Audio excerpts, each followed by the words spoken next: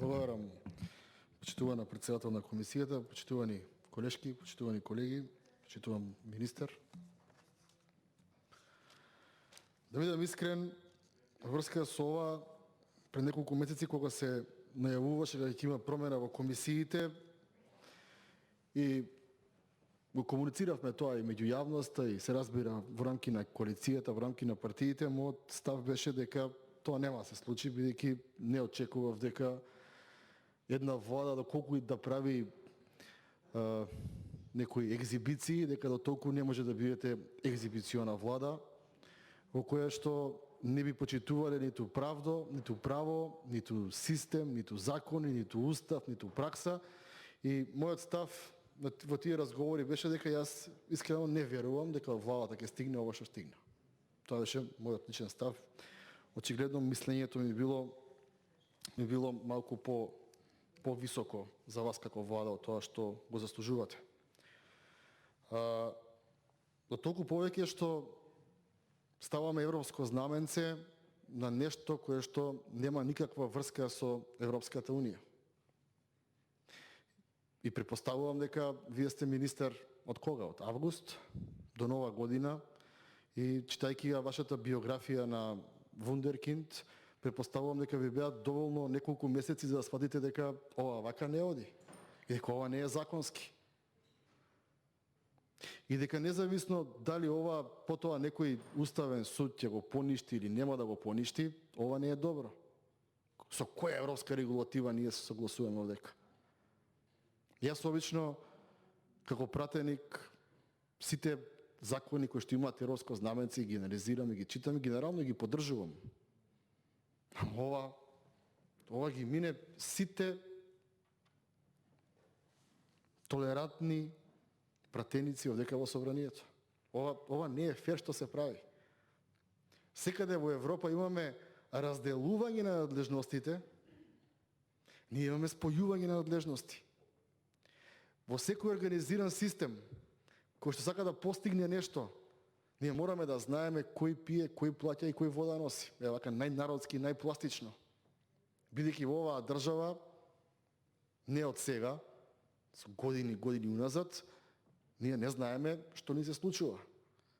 И европските директиви се обратно од ова, да разграничиме и да знаеме утре кој за што е виновен. И ова кое што вие го правите како влада не личи на европска опција. Европската опција во ова собрание е опозицијата. Вие сте нешто друго, ама не е европско. Ова не е европски. Понатаму, дали господине министер ги читавте извештаите на Прибе за тоа што е заробена држава? Заробена држава е кога носите закони за имиња и презимиња, а не за граѓани. Дали во овој закон, кој што ни е доставен овдека во собранието, во било кој дел има направена анализа за колку предмети ќе станува збор? Колку до сега сме имале предмети? Дали имате направена анализа што ќе значи тоа, дали ќе се закочи работата? Колку многу ќе се закочи, бидејќи мора да се закочи? Дали, господине министер, имате направена анализа за колку проценти е зголемен бројот на работни спорови после 2017 година, од кога дојдовте на власт? Дали знаете, а тоа ќе ви го кажам на второто читање бројките, за колку се зголемени жалбите, тужбите и поплаките за луѓе кои што ги бркаат од работа? За повеќе од 28%. Тоа бидете сигурни, бидејќи мене ми се случувало тоа пред 2 години. За 28% се зголемени бркањата, дискриминациите во јавната администрација од кога оваа влада ја предводи Република Македонија. И да дадевте закон во кој што ќе ги проширевте надлежностите на тие комисии кои што одлучуваат и ќе ја зголемевте комисијата, јас ќе ја предложев. Ќе ја поддржев, се извинувам. А вие што правите? Вие спојувате и утре нема да се знае ни кој јаде ни кој пие. И тоа не е добро за Република Македонија. До кога ќе тераме вака? До кога ќе носиме закони спротивни на европските практики? Дали вие, господине министр, во вашето министерство направивте анализа во колку европски држави постојат овакви комисии да ни ја презентирате овдека? Немате направена анализа. А и да направите, ќе видите дека ги нема овие комисии. Дека секаде у светот, барем во едни развиени западниот кај што ние се движиме, се трудат секој сегмент да биде разграничен од другиот. И секој да го работи тоа што го знае и да одговара за тоа што го работи. Ние одиме понови на Сталин. Ако еден проблем не сакаш да го решиш, формирај комисија од 10 на 15, 20 члена. И ништо нема да биде решено. Тогаш што правиме? Тогаш сите оние кои што се дискриминирани пред се политички по јавната администрација кидат во тие комисии и од Бихачка и од Мала Речица ќе се одлучува за кого како да се донесе одлука. И тогаш ќе видите топтан унатре членови на комисијата и ќе викаме што да правиме, така одлучи комисијата. За 27% 2018 и 2019 година се зголемени работните спорови. Да ви донесам 100 решенија на второ читање да видите зашто луѓе се бркаат од работа. Формално. А суштината е политичката определба. И тоа што го кажал јавно или го напишал во колумна. Јас со тоа не се слагам. А препоставам дека и вие како млад човек, дури помлад од мене во години, не треба да се согласувате со овие работи и кога ќе ви дојдат од владата или премиерот да ви кажат, со дигнитет да ги отфрлите. Бидејќи на ова не му правиме добро на никого. Реваншизмите мора да направите зголемена комисија за работни односи. Јас ќе ја поддржам ова собрание, независно друг како ќе гласа. И да видиме зашто се бркаат луѓето од работа. Тачно да се знае. Бидејќи знаете како е? Порано се бркале X, од 2017 се бркаат X плюс 30%, па после ќе дојде X плюс 60%, и за тоа ќе стапкаме уместо како држава и вака формално ќе ги прикриваме работите, да не се знаат во јавноста како се и што се, а тие фамилии ќе си знаат што се преживуваат на своите работни места. И ова тука не го зборам без никаков етнички призвук, само политички. Овие зулуми мора да престанат и ова законско решение да имате доблест како министерство да го повлечете, да сватите дека ако има законски решенија кои што се однесуваат на целокупната популација, на целокупната администрација во случајов или други луѓе, мора да се разговара со опозицијата. Тоа е европска вредност. Кога ќе разговарате со опозицијата, тогаш нема да ви требаат европски знаменца. Тогаш европски ќе донесеме закон кој што ќе му служи на народот. И без при тоа некој да чувствува вина или пораз, а друг триумф. Кога ќе ја смениме политичката култура во ова собрание, а пред цел владата, тогаш можеме да зборуваме за Европска Унија. Бидејќи европските знаменца сами по себе не представуваат Европска Унија. Европските знаменца не се алатка за скратување на определени рокови, дали ќе блокирала опозицијата или немало да блокира опозицијата. Секогаш да знаете, владата е таа која што ја носи најголемата одговорност. Зошто? Затоа што владата е таа која што ги изготвува и ги предлага на собранието законските решенија. Не може ние да имаме европска влада, а не европска опозиција. Бидејќи вие така обвинувате. Вистината е дека тој што има европско размислување и европски манири за клучни закони, како што е пописот, како што е овој закон, кој што засегаат голем дел од јавноста, разговара со опозицијата. Отворено, транспарентно, на јавни дебати. И наместо како опозиција и власт, да одиме на телевизија и меѓу себе да се кавгаме и да дебатираме за истата тема година дена, например, никој веќе да не гледа, ние треба оваквите законски решенија, кои што ги предлага владата во собранието, да ги дебатираме јавно, не со злонамерно, туку со добра мисла и со аргументи. Така ќе влеземе поблиску до Европска унија, бидејќи вака не можеме да влеземе.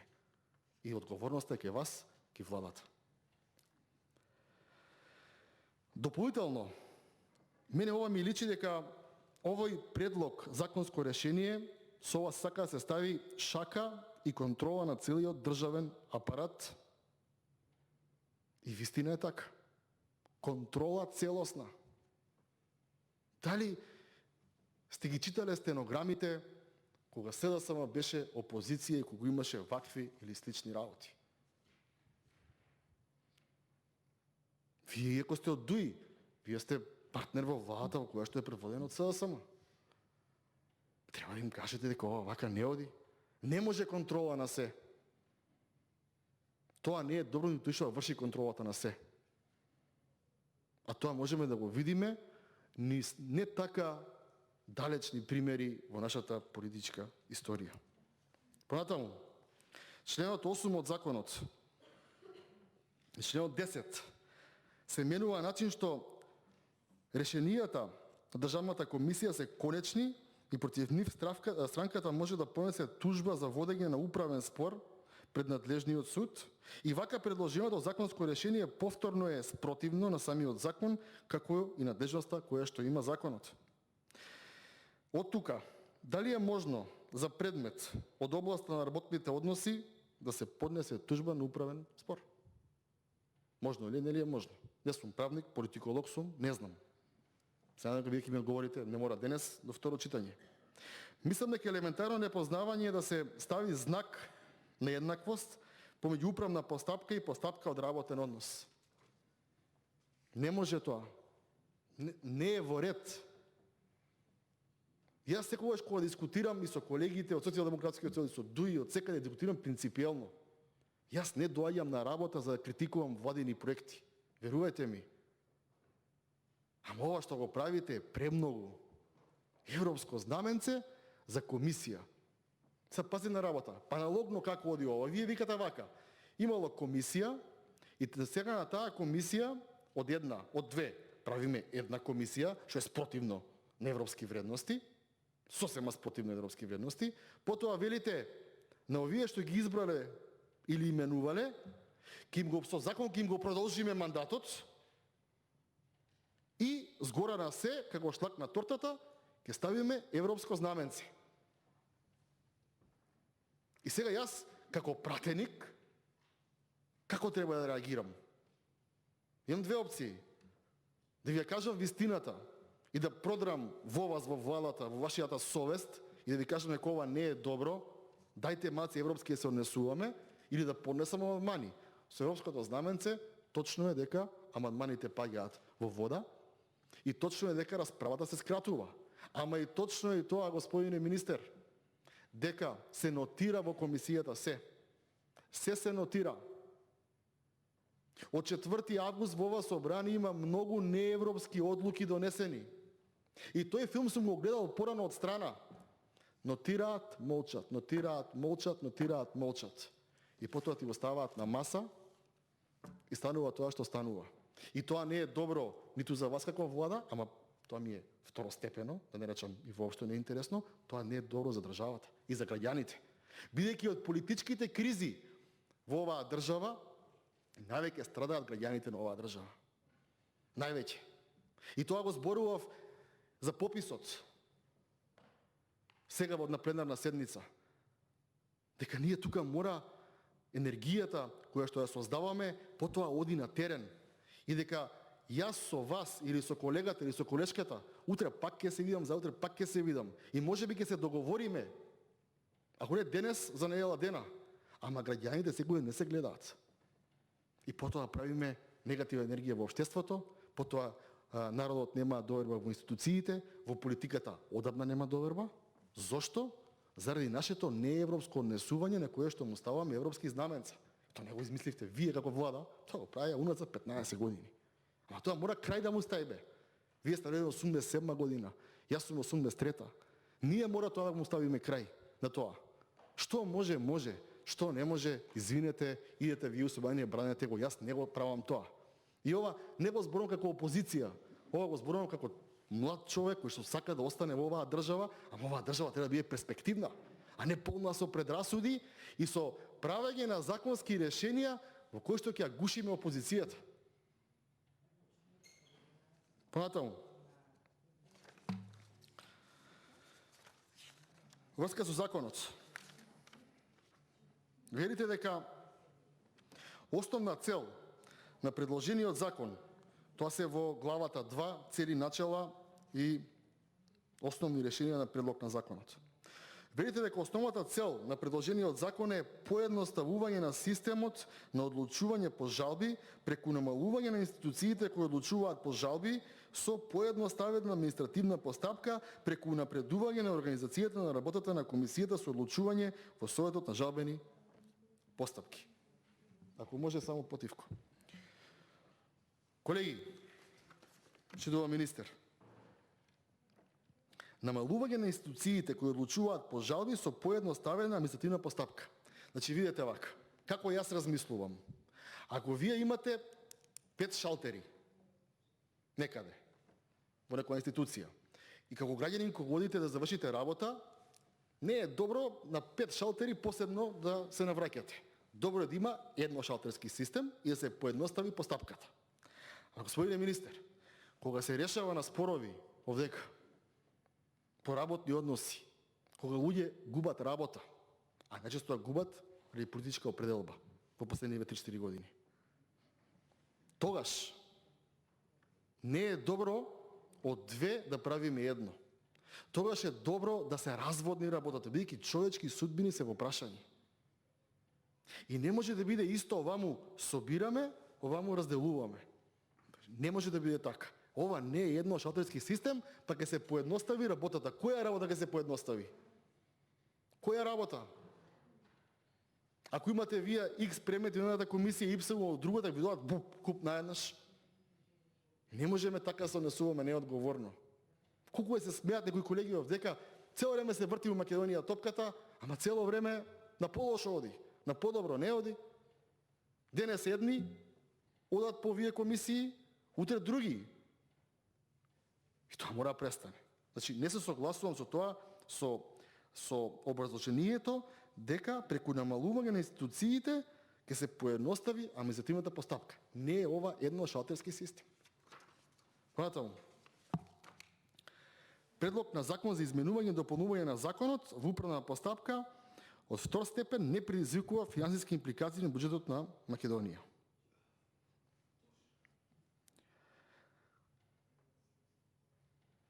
Според извештајот на оценката мисијата на Европската комисија за управни постапки и правда, која се реализираше период тој и тој, една од препораките на комисијата е поедноставување на системот на одлучување по жалби. Поедноставување не е ова поедноставување, објаснив. Поедноставување ако имате 5 шалтери одите во еден, а ова треба маце се расплини. Тоа е поедноставување. На пример, ако имате дисциплински постапки од 100 се на 60 за една работа, тогаш таа може башка комисија плюс да направите. Значи, тоа е поедноставување. Ова е усложнување на работата. И не можете со закон да продолжувате мандат.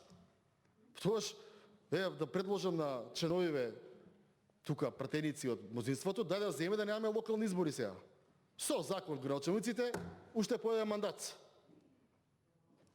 Што е разликата? Тој е избран член, во е избран градоначалник. Одлучува водата, ќе го со закон уште еден мандат. Тоа не е европска вредност. Понатаму, член 4. Државната комисија е составена од претседател и 16 члена кои функцијата извршуваат професионално. Во ниедна институција за одлучување во Европската Унија, најодговорно ви тврдам, за спорови овакви или слични не постои 16 члена комисија. Значи, претседател и 16 членови. Значи, Европа вика дека убавината е во едноставноста и 16 членови не може да гледаат секој предмет, многу се. Многу бркате од работа. Мака си имаат луѓето. И сега, наместо четворица да се, па повеќе комисии да направите по одлучување, па ваму повеќе комисии да направите да се упрости работата, вие ја усложнувате работата. И не се согласувам. Не се согласувам. Мислам, ова мора да се повлече. Повлечете го. Не е фер према на народот. И не е фер према ините раководства на вашите партии. Верувате. Пак ќе ви кажам, сум го гледал тој филм од страна. Не е добар. Моментално може да само добар. Ни на среден рок не е добар, а камо ни на долг. Понатаму. Со деловник се уредува составот на советите, прашањата и нивниот делокруг за работа и начинот на работење и одлучување на Државната комисија. А во член 6, бројот на поништени одлуки на Државната комисија со правосудни и судски пресуди во управен спор се додава нова алинеја. Многу ви е нелогичен. Ај што номотехнички не е среден, ми е јасно. И нелогичен ми е законот. И да не одам точка по точка. Ке има второ читање. Јас искрено се надевам дека до тоа второ читање нема да дојде. Јас искрено се надевам дека овој закон ќе биде повлечен. Да не се повторувам, ама морам уште еднаш да потенцирам дека бројот на спорови по работа на НСБ е многу зголемен, многу луѓе губат работни места. Направете повеќе комисии, така ќе згрижите повеќе партиски луѓе во тие комисии, бидејќи ми е јасно како се стават луѓето со оваа влада во тие комисии. Направете нешто добро за луѓето кои што радат во администрација, кои што иако не се ваши истомисленици, сепак тие се дел од апаратот за управување на оваа држава. Благодарам.